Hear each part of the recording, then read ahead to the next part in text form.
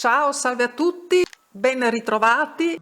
Il narcisista ti distrugge segretamente così. E come difenderti? Come ti distrugge un narcisista? Attenzione perché l'opera distruttiva di un narcisista non è quasi mai diretta e scoperta nella sua distruttività. Se così fosse, sarebbe molto più semplice liberarsi dai soprusi, dalle angherie e dalle manipolazioni del narcisista, di un narcisista manipolatore patologico, maligno e perverso, soprattutto se si tratta di un narcisista maligno. Ma non è solo un narcisista a manipolare, a infierire su un partner, su una partner, ad avere certe condotte abusanti. Ci sono anche altre personalità, possono essere anche borderline, istrionici, antisociali, sociopatici, talvolta bipolari. Quindi stavo dicendo che la distruzione del narcisista, soprattutto di un narcisista maligno e perverso, è inizialmente blanda e graduale. Ho fatto anche altre volte l'esempio, che ormai è noto, della rana bollita di Chomsky.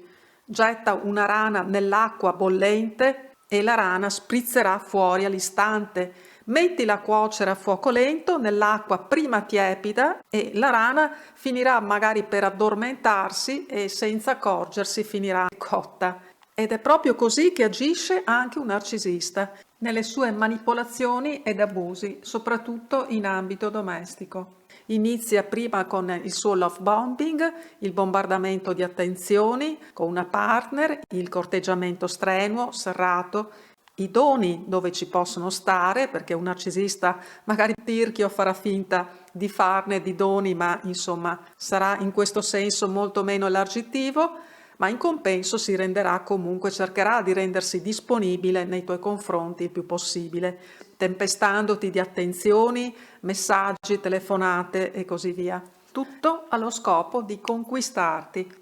E poi la cosa andrà però via via sfumando, quindi le attenzioni cominceranno a diminuire i corteggiamenti, le attenzioni, la cura nei tuoi confronti, i gesti carini, e la situazione diventerà quella che io definisco fase di stallo o di sospensione e di passaggio, di transizione a quella che poi sarà la fase di svalutazione vera e propria, dove il narcisista cercherà in ogni modo di affossarti, più o meno volutamente, più o meno intenzionalmente. E poco resterà di quel principe azzurro o di quella principessa, nel caso di una narcisista manipolatrice che prima sembrava di essere. Ed è proprio questa cottura lenta, questo lento cuocimento da parte del manipolatore narcisista che non ti darà modo di reagire per tempo. Arriverà invece a risolverti per una fuga fuori tempo massimo, quando ormai non ne potrai veramente più, tanto che dovrai risolverti tu e non lui appunto a chiudere la relazione. In quello che io ho definito come il farsi lasciare del narcisista o lo scarto indotto. E quando tu giungi al punto di chiudere con il narcisista, non lo coglierai di sorpresa il partner narcisista, perché lui a quel punto sa bene qual è il tuo grado di sopportazione, tanto che sarà ben felice di chiudere con te, o meglio di accettare la chiusura per darsi ad altro, alla nuova relazione che già avrà in cantiere. Hai sperimentato questo evolversi delle cose e perché nonostante tutto questo il narcisista continuerà ad avere una particolare presa su di te, a tenerti coinvolta? Uno dei motivi è il mistero di cui lui si avvolge, di cui un narcisista si avvolge. Tu non saprai mai veramente con chi hai veramente a che fare, cosa di cui il narcisista gode segretamente, perché se ne rende conto benissimo di questo.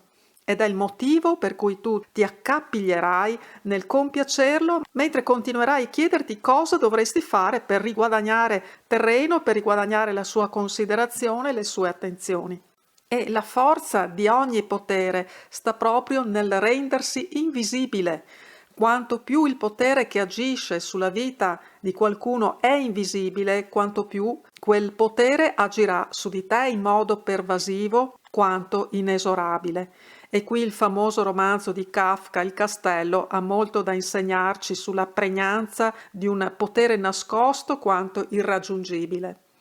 Come fare per difendersi da queste modalità e manipolazioni segrete nascoste del narcisista? Beh, un modo è quello di agire anche tu segretamente e in sordina.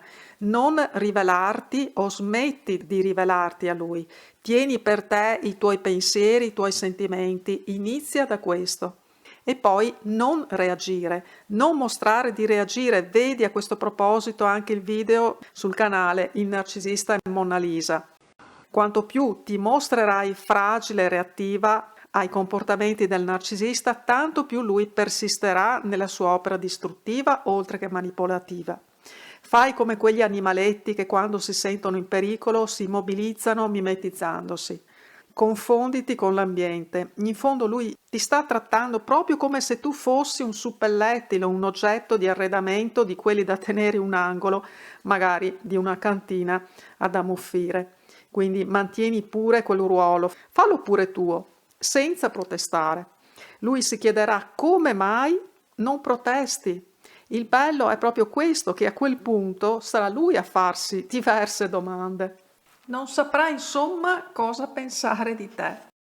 Ti abbraccio forte, sempre grazie della tua bellissima, meravigliosa presenza. Ci sentiamo presto. Un abbraccio, ciao, ciao, ciao.